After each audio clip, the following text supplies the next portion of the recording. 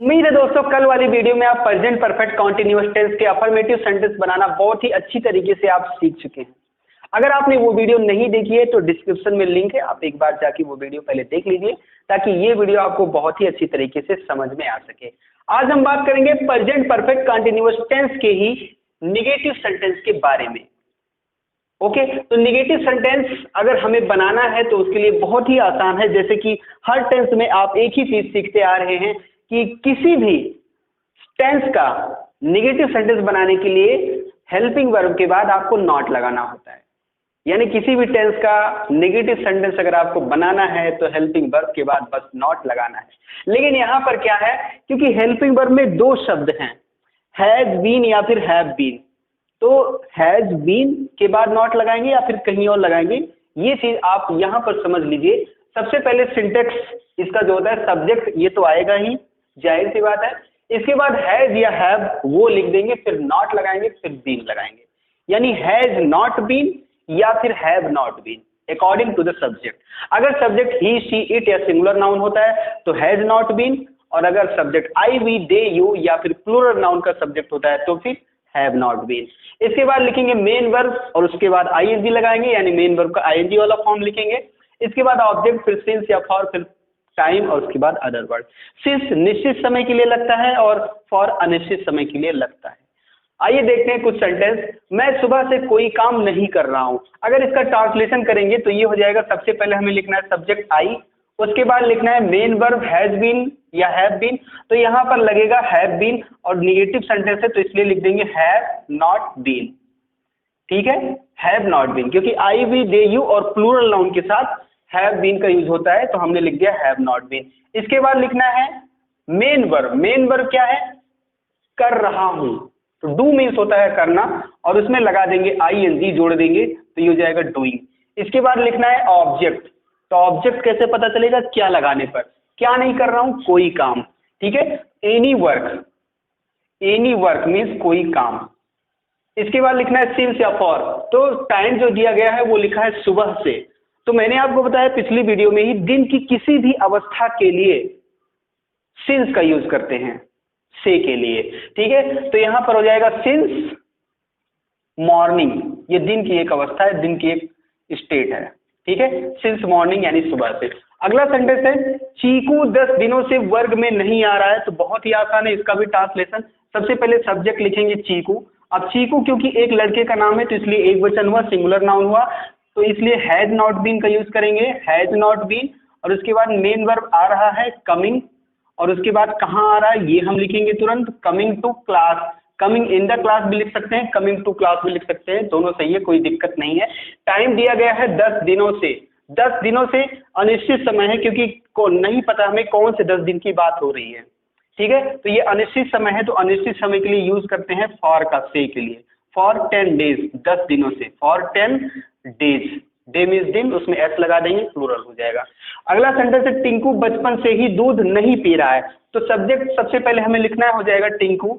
उसके बाद अब टिंकू क्योंकि एक लड़के का नाम है, एक बच्चे का नाम है, तो एक वचन है, एक वचन वाला हेल्पिंग वर्ब यूज करेंगे हैज और नॉट लगाएंगे बीन, हैज नॉट बीन।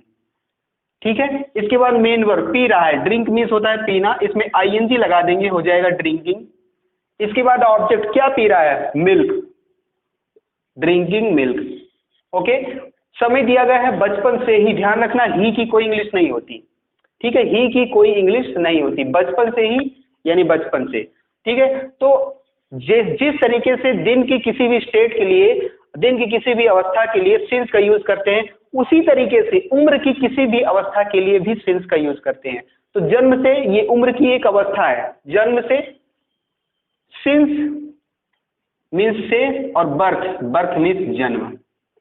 ठीक है, तो ये हो गया Tinku has not been drinking milk since birth, जन्म से ही। अगला सेंटेंस है बच्चे 15 मार्च से विद्यालय नहीं जा रहे हैं, तो बच्चे, इसके लिए क्या लिखेंगे, द चिल्ड्रन। ठीक है, द चिल्ड्रन। और अब बच्चे क्योंकि बहुवचन है तो इसके लिए हैव बीन का यूज करते हैं, तो यहां पर लिखेंगे हम have not been negative sentence के लिए। ठीक है, the children have not been. इसके बाद मेन वर्ब लिखना है जा रहे हैं, गोइंग, और कहाँ जा रहे हैं वो पहले लिख देंगे, गोइंग टू स्कूल। ठीक है, और 15 मार्च से, तो सिंस 15 मार्च, 15 मार्च निश्चित समय है, एक कंफर्म डेट बताया गया है, तो इसलिए इसको निश्चित समय माना जाता है, पॉइंट ऑफ टाइम है ये। तो इसके लिए से के लिए सिंस का यूज करते हैं, सिंस 15 मार्च। जादूगर दोपहर के 1 बजे से जादू नहीं दिखा रहा है, नहीं नीचे लिखा हुआ है, जादूगर दोपहर के 1 बजे से जादू नहीं दिखा रहा है। तो सबसे पहले सब्जेक्ट लिखेंगे जादूगर के लिए द मैजिशियन, द मैजिशियन, ठीक है, और हेल्पिंग वर्ब हैज बीन इसके साथ लगेगा, तो यहाँ पर लिख देंगे have not been negative sentence के लिए, क्योंकि एक जादूगर है, एक जादूगर की बात हो रही है, जादूगर नहीं दिखा रहा है मतलब एक जादूगर की बात हो रही है। और मेन वर्ब लिखना है, हैज नॉट बीन के बाद हमें क्या लिखना है, मेन वर्ब। तो मेन वर्ब क्या होता है, मतलब क्या है इसमें, दिखा रहा है, शो मीन्स होता है दिखाना, आईएनजी जोड़ देंगे, शोइंग। उसके बाद ऑब्जेक्ट, मेन वर्ब के बाद ऑब्जेक्ट, दिखा रहा है तो क्या दिखा रहा है, जादू, तो जादू के लिए क्या होता है, मैजिक, मैजिक लिख देंगे, शोइंग मैजिक। उसके बाद टाइम दिया गया है दोपहर के 1 बजे से, ये है निश्चित समय, दोपहर के 1 बजे पॉइंट ऑफ टाइम दिया गया है, समय दिया गया है कितने बजे से, तो इसके लिए सिंस का यूज करेंगे, और दोपहर के 1 बजे के लिए यूज कर लिख सकते हैं हम डायरेक्ट 1 PM, सिंस 1 PM, ठीक है। दोपहर के 12 बजे से लेकर रात के 12 बजे तक का जो समय होता है उसको PM बोलते हैं, तो सिंस 1 PM अगर हम लिख देते हैं तो इसका मतलब हो गया दोपहर के 1 बजे। इंट्रोगेटिव सेंटेंस की, इंट्रोगेटिव सेंटेंस जैसे मैंने आपको टेंस की हर वीडियो में बताता रहता हूं कि इंट्रोगेटिव सेंटेंस 2 टाइप के होते हैं, एक तो वो जिसमें शुरू में क्या आता है, और एक वो जिसमें वाक्य के बीच में क्या, कौन, कहां, कैसे, यानी क्वेश्चन वर्ड वाक्य के बीच में आते हैं, सेंटेंस के बीच में आते हैं, ठीक है। तो उस हिसाब से जो सिंटेक्स होगा, अगर क्वेश्चन वर्ड यानी वाक्य के बीच में कोई प्रश्नवाचक शब्द आ रहा है तो उसको पहले लिख देंगे, क्वेश्चन वर्ड पहले लिख देंगे। अगर नहीं आ रहा है, यानी कि वाक्य के बीच में कोई प्रश्नवाचक शब्द नहीं आ रहा है, शुरुआत में क्या आ रहा है, तो उसके लिए हेल्पिंग वर्ब यानी हैज या हैव पहले लिख देंगे, उसके बाद लिखेंगे सब्जेक्ट, फिर लिखेंगे बीन, और उसके बाद मेन वर्ब, और मेन वर्ब में लगाएंगे आईएनजी। ये आप ध्यान रखिएगा, मेन वर्ब का आईएनजी वाला फॉर्म इसमें लगता है, ठीक है, मेन वर्ब प्लस आईएनजी, उसके बाद ऑब्जेक्ट प्लस सीन से about plus time plus other. उम्मीद है आपको सिंटेक्स बहुत ही अच्छी तरीके से समझ में आ गया होगा। आइए देखते हैं सेंटेंस, ताकि क्लियर हो जाए सारी बातें। क्या तुम सुबह से पढ़ रहे हो, इसमें देखिए शुरू में क्या आ रहा है, तो क्वेश्चन वर्ड हमें नहीं लिखना है, मतलब क्या की इंग्लिश हमें नहीं लिखनी है, हमें सिर्फ हेल्पिंग वर्ब जो हैज या हैव है वो लिख देना है बस, ठीक है। तो यहाँ पर जो सब्जेक्ट है वो है तुम, यानी कि यू, तो आई वी डी यू के साथ तो हैव भी लगता है ना, तो इसलिए यहाँ पर हम लिख देंगे क्या, हैव लिख देंगे, और उसके बाद लिखना है हैज या हैव के बाद सब्जेक्ट, तो सब्जेक्ट है यू, और उसके बाद क्या लिखना है, बीन, तो हैव यू बीन। उसके बाद लिखना है मेन वर्ब, मेन वर्ब क्या है, पढ़ रहे हो, तो पढ़ना के लिए क्या हो जाएगा, स्टडी, और इसमें आईएनजी जोड़ देंगे, स्टडीइंग, ठीक है। तो हैव यू बीन स्टडीइंग। उसके बाद क्या लिखना है, ऑब्जेक्ट, ऑब्जेक्ट इसमें दिया ही नहीं है कि क्या पढ़ रहे हो, तो इसलिए यहाँ पर ऑब्जेक्ट स्किप हो जाएगा। और टाइम क्या दिया है, सुबह से, तो सुबह दिन की एक स्टेट है, दिन की किसी भी अवस्था के लिए सिंस लगाते हैं, तो ये हो जाएगा सिंस मॉर्निंग, सुबह से। और क्वेश्चन मार्क लगाना आपको नहीं भूलना है, ध्यान रखिएगा, अक्सर आप क्वेश्चन मार्क लगाना भूल जाते हैं। Have you been studying since morning, क्या तुम सुबह से पढ़ रहे हो। अगला सेंटेंस है, क्या वह बचपन से ही ईमानदार रहा है, क्या वह बचपन से ही ईमानदार रहा है। अब देखिए इसमें शुरू में क्या आ रहा है, तो यहाँ पर शुरू में लिख देंगे हैज, ठीक है, शुरू में अगर क्या आता है तो हैज या हैव हमें लिखना होता है। इसके बाद लिखना है सब्जेक्ट, सब्जेक्ट क्या है, ही, हैज ही। इसके बाद क्या लिखना है, बीन, ठीक है। इसके बाद क्या लिखना है, मेन वर्ब। अब देखिए इसमें मेन वर्ब नहीं है, तो जब मेन वर्ब नहीं होता है तो हैज बीन या हैव बीन ही मेन वर्ब का काम करता है। ईमानदार रहा है, तो ईमानदार के लिए हो जाएगा ऑनेस्ट, ऑनेस्ट मीन्स ईमानदार। हैज ही बीन ऑनेस्ट, इसका मतलब हो गया क्या वह ईमानदार रहा है, मतलब हेल्पिंग वर्ब के बाद अगर मेन वर्ब नहीं है तो हेल्पिंग वर्ब भी उस कंडीशन में मेन वर्ब हो जाता है, ठीक है। तो हैज ही बीन ऑनेस्ट, क्या वह ईमानदार रहा है। और ऑब्जेक्ट इसमें नहीं दिया गया है, जब मेन वर्ब नहीं है तो जाहिर सी बात है ऑब्जेक्ट कहाँ से होगा, क्योंकि ऑब्जेक्ट किसका होता है, वर्ब का ही तो होता है। वर्ब यानी जिस पर काम किया जाए, वर्ब मीन्स काम करना, जिस पर काम किया जाए, काम जिस पर आधारित हो वो होता है ऑब्जेक्ट। क्या या किसे लगाने पर ऑब्जेक्ट का पता चलता है, लेकिन यहाँ पर जब मेन वर्ब नहीं है तो ऑब्जेक्ट भी नहीं है। बचपन से ही, सिंस मीन्स से, और चाइल्डहुड मीन्स बचपन ही की कोई इंग्लिश नहीं होती, ध्यान रखिएगा। सिंस चाइल्डहुड, बचपन से ही, क्वेश्चन, ठीक है, has he been honest since childhood, क्या वो बचपन से ईमानदार रहा है। अगला सेंटेंस देखिए, क्या कलाकार 2 घंटे से अपनी कला दिखा रहा है। अपनी कला दिखा रहा है या फिर अपनी कला का प्रदर्शन कर रहा है। हो सकता है बुक में यही लिखा हो अपनी कला का प्रदर्शन कर रहा है, तो उसका मतलब भी वही होता है, दिखा रहा है। तो सबसे पहले क्या लिखा है, तो हमें हेल्पिंग वर्ब लिखना है हैज, एक वचन है, कलाकार किसी एक कलाकार की बात हो रही है, हैज द आर्टिस्ट, कलाकार लिखा है ना, तो the artist, has the artist subject हो गया, उसके बाद been, has the artist been. Okay, has या हैव, उसके बाद सब्जेक्ट फिर बीन, ये हमने कर दिया हैज क्योंकि एक वचन है, सब्जेक्ट उसके बाद बीन। फिर मेन वर्ब दिखा रहा है, शो मीन्स होता है दिखाना, आईएनजी जोड़ देंगे हो जाएगा शोइंग। उसके बाद ऑब्जेक्ट क्या दिखा रहा है, अपनी कला, अपनी कला, तो ये हो जाएगा हिज आर्ट, हिज आर्ट, अपनी कला। और 2 घंटे से तो अनिश्चित समय है यानी पीरियड ऑफ टाइम है, तो ये हो जाएगा for 2 hours, for 2 hours question mark. ठीक, has the artist been showing his art for 2 hours, क्या कलाकार 2 घंटे से अपनी कला दिखा रहा है। अगला सेंटेंस है, प्यार तुम पिछले 2 घंटे से यहाँ क्यों रो रही हो, तुम पिछले 2 घंटे से यहाँ क्यों रो रही हो।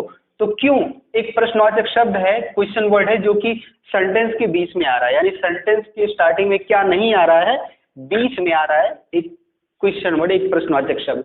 तो इसके लिए क्वेश्चन वर्ड सबसे पहले लिख देंगे। तो क्योंकि इंग्लिश क्या होती है, वाई, तो हमने वाई सबसे पहले लिख दिया। इसके बाद क्या लिखना है, हैज या हैव, यानी कि अब फिर वही हेल्पिंग वर्ब पर आ गए। सब्जेक्ट है यू, तो यू के साथ हैव लगता है, तो यहाँ पर लगा देंगे हैव, यू के साथ यानी कि हैव बीन लगता है तो हैव लगा देंगे। उसके बाद सब्जेक्ट लिखेंगे यू और उसके बाद लिखेंगे बी। ठीक है, यानी अगर शुरुआत में क्या होता तो हैव यू बीन लिख देते, लेकिन शुरुआत में क्या नहीं है, क्यों बीच में आया है, कोई प्रश्नवाचक शब्द बीच में आए तो उसकी इंग्लिश सबसे पहले लिख देनी होती है। ठीक है, उसके बाद जैसे ऊपर बना रहे थे वैसे ही बनाएंगे। तो why have you been, main verb क्या है, रो रही हो, तो क्राई मीन्स भी रोना होता है, बीप मीन्स भी रोना होता है, यहाँ पर हम लिख देते हैं वीप, वीपिंग। ठीक है, इसके बाद ऑब्जेक्ट, क्या रो रही हो या किसे रो रही हो, ये क्वेश्चन लगाने से कोई यानी कि कोई आंसर नहीं निकलेगा, यानी कि इसमें ऑब्जेक्ट नहीं है। तो जब ऑब्जेक्ट नहीं है स्किप करो, छोड़ो, हटाओ, अदर वर्ड्स पे आ जाओ। अदर वर्ड्स में क्या बचा हुआ है, पिछले 2 घंटे से। ठीक है, मतलब टाइम जो दिया गया है वो पिछले 2 घंटे से दिया गया है। मैंने आपको पिछली वीडियो में भी बताया है, अगर से के साथ पिछले शब्द लगा हुआ हो तो से के लिए सिंस का यूज करते हैं और पिछले के लिए लास्ट लिखते हैं। समय चाहे निश्चित हो या अनिश्चित हो, अगर पिछले शब्द जुड़ा हुआ है समय के साथ तो सिंस का ही यूज करेंगे, आप ध्यान रखिएगा।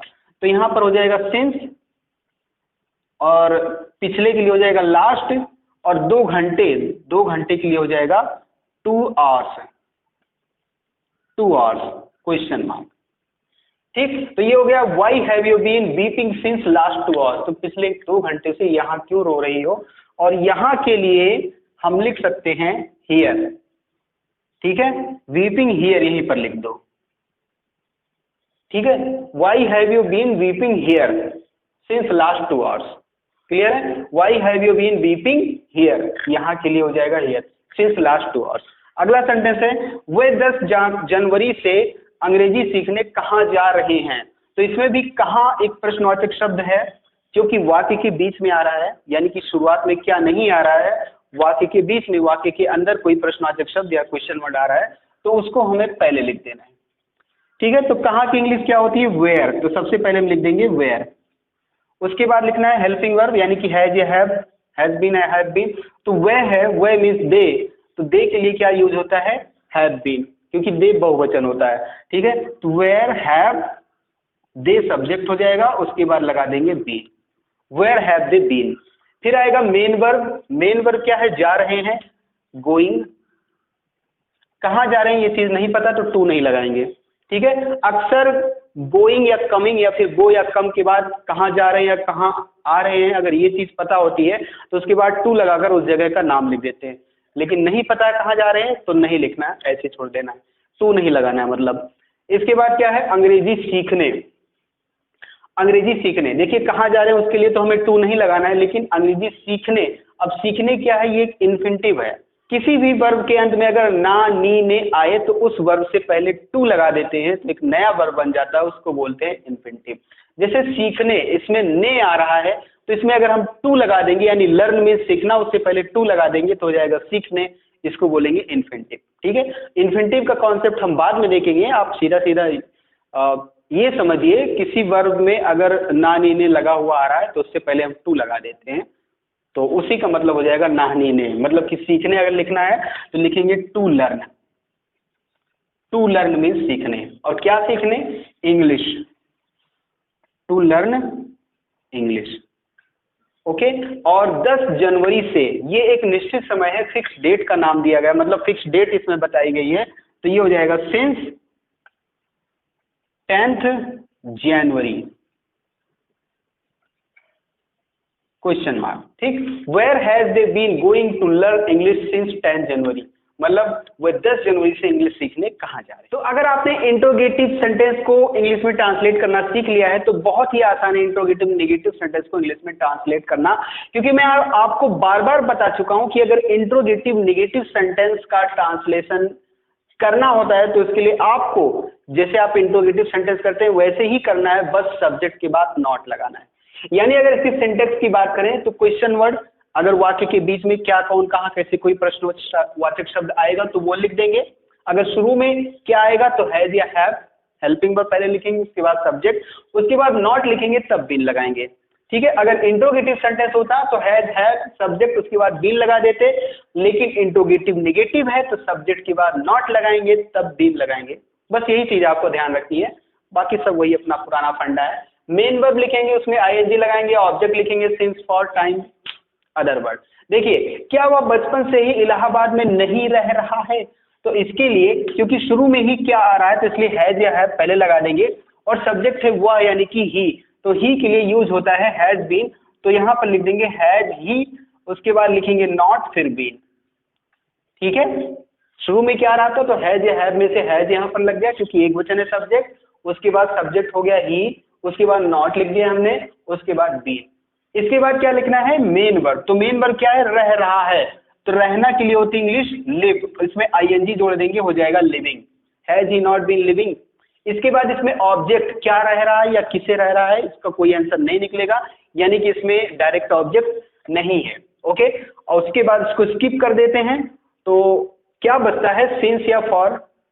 और उससे पहले एक चीज मैंने आपको बताया था कि अदर वर्ड पहले लिख सकते हैं, सिंस या फॉर, और टाइम बाद में लिख सकते हैं, या फिर इसका उल्टा, यानी कि सिंस फॉर टाइम पहले लिख दें या अदर वर्ड बाद में लिख दें, दोनों सही है, दोनों में कोई दिक्कत नहीं है। ठीक है, तो लिविंग इन इलाहाबाद अगर हम लिख देंगे तो सेंटेंस थोड़ा सा तर्क संगत लगेगा, मतलब देखने में अच्छा लगेगा, करेक्ट लगेगा, वैसे वो भी सही रहेगा, कोई दिक्कत नहीं है।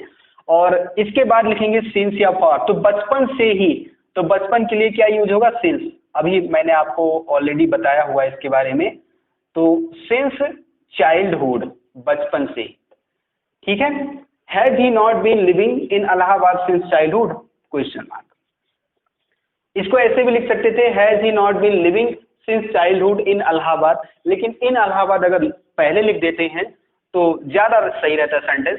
क्या मैं 1986 से अंग्रेजी नहीं पढ़ा रहा हूँ? क्या शुरू में आ रहा है, और आई सब्जेक्ट है, आई यानी कि मैं, तो इसके लिए हैव का यूज होगा, हैव, उसके बाद सब्जेक्ट आई, उसके बाद नॉट, फिर लिखेंगे बीन।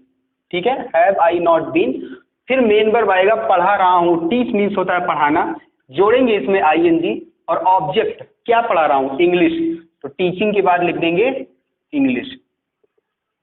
ठीक है, इसके बाद सिंस या फॉर 1986 से, तो सिंस मीन्स से, और 1986, सिंस 1986, क्वेश्चन मार्क, 1986 से। ठीक है, 1986 निश्चित समय है, एक फिक्स टाइम यानी ईयर दिया गया हुआ है, फिक्स ईयर दिया गया हुआ है। अगला सेंटेंस है, क्या हम अनेक वर्षों से इस गांव में नहीं रह रहे हैं? तो यहाँ पर भी हैव पहले लगेगा क्योंकि क्या शुरू में आ रहा है, और सब्जेक्ट वी है, वी यानी कि बहुवचन, तो बहुवचन के साथ हैव बीन लगता है, तो हैव, उसके बाद सब्जेक्ट बी, फिर लिखेंगे नॉट, उसके बाद लिखेंगे been, have been not been. Okay, main verb क्या है? रह रहे हैं, लिव मीन्स रहना, आईएनजी जोड़ देंगे लिविंग, और इस गांव में, इन this village, in this village. उसके बाद अनेक वर्षों से, तो फॉर का यूज होगा, अनेक वर्षों अनिश्चित समय होता है, पीरियड ऑफ टाइम है, तो for many years, for many years, अनेक वर्षों से, क्वेश्चन मार्क। ठीक है, have we not been living in this village for many years. अगला सेंटेंस देखिए, तुम 5 दिनों से कौन सी किताब नहीं पढ़ रहे हो। इसमें देखिए शुरू में क्या नहीं आ रहा है, बल्कि बीच में क्वेश्चन वर्ड आ रहा है। क्वेश्चन वर्ड है कौन सी किताब, ध्यान रखिएगा, कौन सी किताब, ये क्वेश्चन वर्ड है।